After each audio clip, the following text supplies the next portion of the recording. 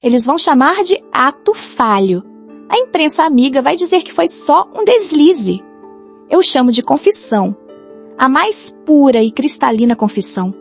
Olha só isso. Dia 1º de abril de 2010, em Fortaleza, num evento do ITA, o próprio Lula soltou essa pérola. Entrem na política, porque vocês são as pessoas honestas que vocês querem que eu seja. Pausa. Isso aqui é ouro. Foi um erro de português? Um ato falho com o subconsciente gritando?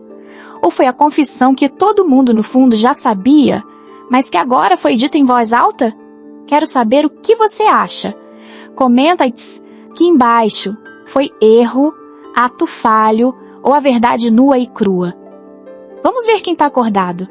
Porque, meu amigo, essa frase é só a ponta do iceberg. E neste vídeo, eu vou te dar as provas de que essa confissão é a chave para entender a politização do STF e o futuro que eles estão desenhando para o Brasil. Mas para a gente desmontar essa farsa por completo, a gente precisa voltar para o pecado original, para entender como o jogo foi vendido muito antes dessa frase sair da boca dele. E esse pecado original tem nome e data: o escândalo do mensalão. Para entender a cabeça do Lula hoje, a gente precisa voltar para essa ferida. Porque, acredite se quiser, nem sempre foi assim. No começo, Lula até enganava bem. Ele chegou a indicar para o STF um jurista como Carlos Alberto Menezes Direito, um cara descrito como da Igreja Católica de Direita, mas respeitadíssimo. O critério era técnico, não era lealdade cega. Mas aí veio o mensalão. E aí veio a grande decepção do chefe. Ele viu ministros que ele mesmo colocou lá, como o relator Joaquim Barbosa, votarem para condenar a quadrilha do PT. Na cabeça dele, isso foi uma traição. Os juízes escolheram a lei e não o partido. A partir daquele momento, a regra mudou. A vingança de Lula foi um decreto: nunca mais indicar alguém que não fosse um soldado leal. E a prova disso tem nome e sobrenome: Dias Toffoli. Um sujeito que foi reprovado 2 vezes em concurso para juiz de primeira instância e de repente vira ministro do Supremo. Acabou o notório saber jurídico. Começou o notório saber político. A missão era blindar o chefe. O STF, a partir dali, virou um puxadinho do PT, uma máquina de proteger o sistema. E essa receita de vingança funcionou por anos, amigo. Só que agora, no desespero de se proteger, Lula dobrou a aposta e, ao fazer isso, ele cometeu um erro fatal. A gente vai ver como a jogada que era para ser a sua salvação pode se tornar a armadilha perfeita que vai explodir no colo dele. E essa armadilha, meu amigo, tem nome e sobrenome: Jorge Messias. A indicação dele para o STF não tem nada a ver com justiça ou Constituição. Vejam bem, este movimento é sobre pura sobrevivência. Lula está sacrificando o que resta de credibilidade do Supremo para construir um escudo de proteção pessoal. E foi uma aposta arriscadíssima.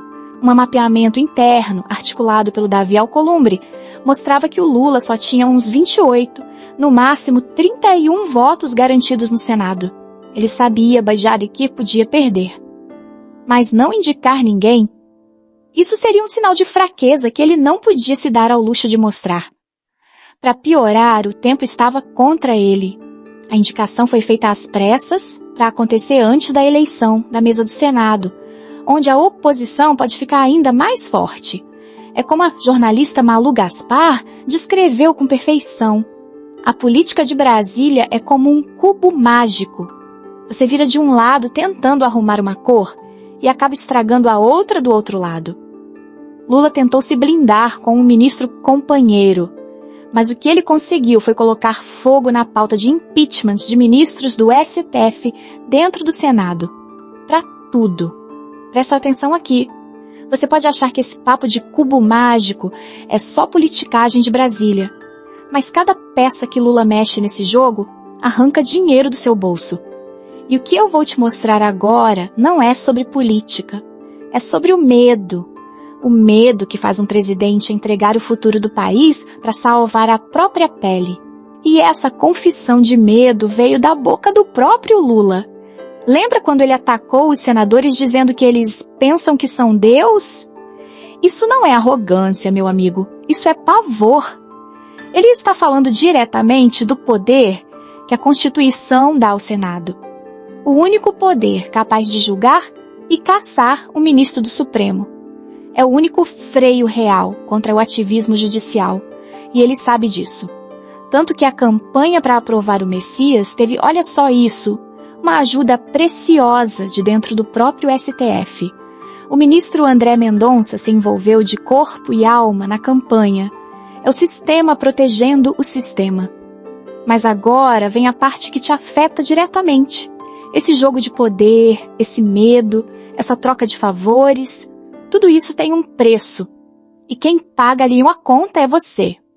No próximo bloco, eu vou te mostrar o extrato bancário dessa traição.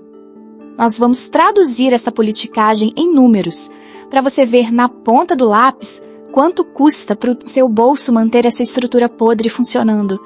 Então, vamos lá. Vamos abrir a fatura dessa traição. A conta dessa brincadeira de poder em Brasília não é abstrata. Ela tem um nome: insegurança jurídica. E o que é isso? É muito simples.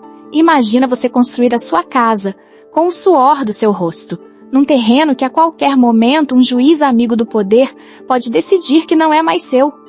Quem em sã consciência investiria nisso? Ninguém. E não sou eu que estou dizendo, olhe os números.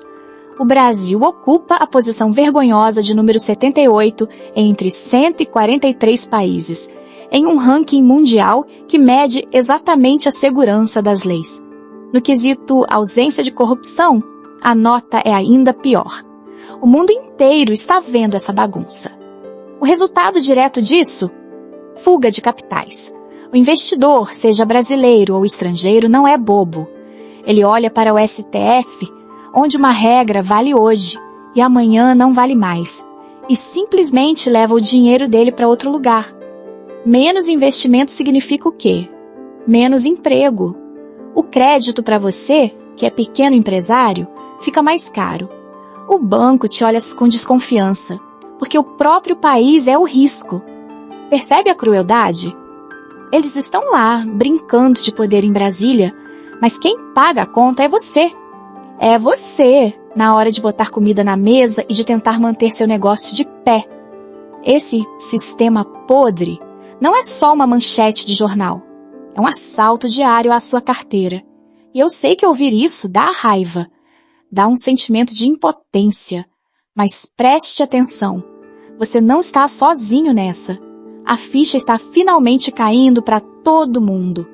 E o mais irônico de tudo é que ela está caindo até mesmo para uma velha mídia que ajudou a criar o monstro. E a prova de que a ficha está caindo, meu amigo, a prova de que você não está sozinho nessa trincheira, não é mais uma opinião. Agora ela tem nome, sobrenome e está publicada no Estadão, Pesquisa Atlas Intel, uma das mais respeitadas do país.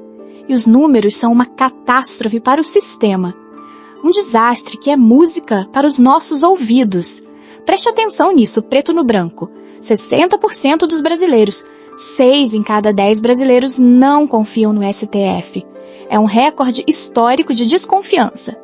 Se você se sente traído pelo Supremo, se você olha para aquelas decisões e sente que a justiça virou um balcão de negócios políticos, saiba de uma coisa, você não está louco.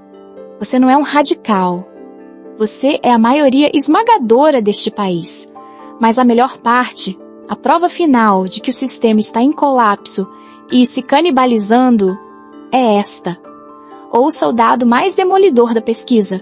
Até mesmo entre os eleitores do Lula, a avaliação positiva da corte caiu 22,7 pontos. E a negativa subiu 19,2 pontos. O tiro saiu pela culatra. Eles esticaram tanto a corda que ela arrebentou no colo de quem eles achavam que controlavam. A percepção de que o sistema está podre deixou de ser uma tese de conservador. virou um fato mensurável que está unindo o Brasil inteiro pelo mesmo motivo: o nojo, a confissão de desonestidade, a nomeação do advogado particular para o STF, a destruição da nossa economia pela insegurança jurídica. E agora, a prova irrefutável nos números de que a confiança do povo ruiu por completo.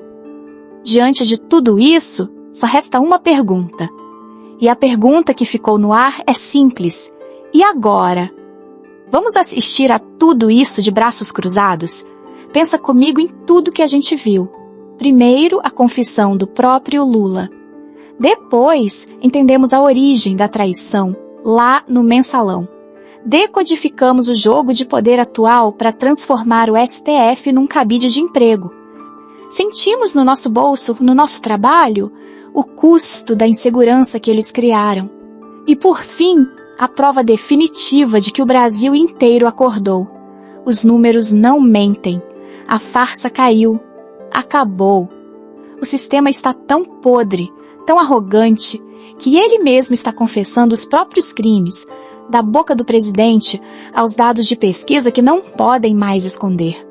Por isso, este momento não é mais de análise, é de convocação. A farsa caiu. Agora é a nossa vez de garantir que todos saibam disso. Este vídeo é mais do que uma análise, é a sua munição. É a prova que você precisava para mostrar nos grupos de família e para os amigos. Compartilhe. Faça essa verdade chegar a cada canto do Brasil. E inscreva-se aqui, porque a nossa missão de desmascarar essa gente está apenas começando.